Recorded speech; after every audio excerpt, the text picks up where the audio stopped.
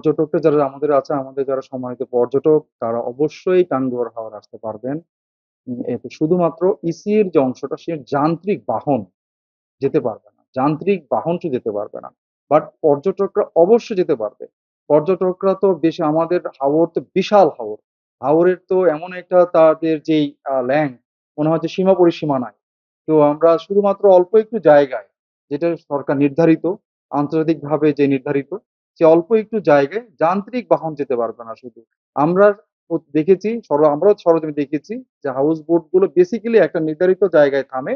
এরপর সেখান থেকে তারা নৌকায় বা অন্যান্য কোনো অযান্ত্রিক পন্থায় তারা কিন্তু কোর জোনেও ঢুকছে, টাঙ্গুয়ার হাওরেও যাচ্ছে। টাঙ্গুয়ার হাওরের যে কোর জোনটা যেটা সেটাতেও ঢুকছে। তারা সেই ওয়াচ টাওয়ার এনজয় করছে। তারা হিজল করস বাগানটা এনজয় করছে। I think they are enjoying, যেভাবে তারা এনজয় করছে তারা এখন এনজয় করবে, ভবিষ্যতে এনজয় করবে। এইখানে উপভোগ করার ক্ষেত্রে কোনো বাধা সেখানে সৃষ্টি করা হয়নি। একেএস অর্জন করলো গিনেস ওয়ার্ল্ড রেকর্ডস। একেএস আমরা সবসময় আমরা চাই শুধু সুনামগঞ্জ না, সারা বাংলাদেশ থেকেই পর্যটক সুনামগঞ্জে আসুক। সুনামগঞ্জে অনিন্দ্য সুন্দর যে টাঙ্গুয়ার হাওর সহ অন্যান্য যে হাওর গুলো রয়েছে এবং পুরো সেই প্রকৃতি, সেই প্রকৃতিকে উপভোগ করার জন্য আমরা সকল পর্যটককে আমরা আহ্বান জানাই। এখানে শুধুমাত্র যেটা বলা হয়েছে, সুরক্ষা যে আদেশ 2025 রয়েছে, সেই 25 এবং আমাদের অন্যান্য পরিবেশ সংক্রান্ত যে কমিটিগুলো রয়েছে তাদের সিদ্ধান্ত মোতাবেক যে বলা হয়েছে যে টাঙ্গুয়ার হাওরের যেই অংশটা ইসিএ করা আছে, ইকোলজিক্যালি ক্রিটিক্যাল এরিয়া বলা হয়েছে, সেইখানে সেইখানে যেন যান্ত্রিক যানবাহন প্রবেশ না করে। যান্ত্রিক যানবাহন বলতে যেমন যান্ত্রিক হাউস বোট বা এই জাতীয় যান্ত্রিক যান যেগুলো আছে সেগুলো যেন প্রবেশ না করে, পরিবেশ জীববৈচিত্র্যের ক্ষতি না করে।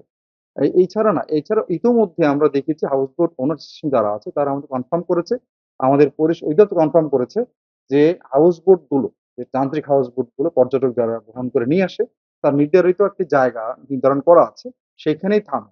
এরপর তারা ওয়াচ টাওয়ার এবং যে করস বাগান সেখানে কিন্তু তারা অযান্ত্রিক যানবাহন দিয়ে যাচ্ছে, নৌকা দিয়ে সেখানে যাচ্ছে। হাউস বোট গুলো সেখানে ভিড়ছে না। এটি ইতিমধ্যে সেটি প্র্যাকটিস অবস্থায় আছে। এখানে কোনো রকমের বিধিনিষেধ দেওয়ার প্রশ্নই আসে না।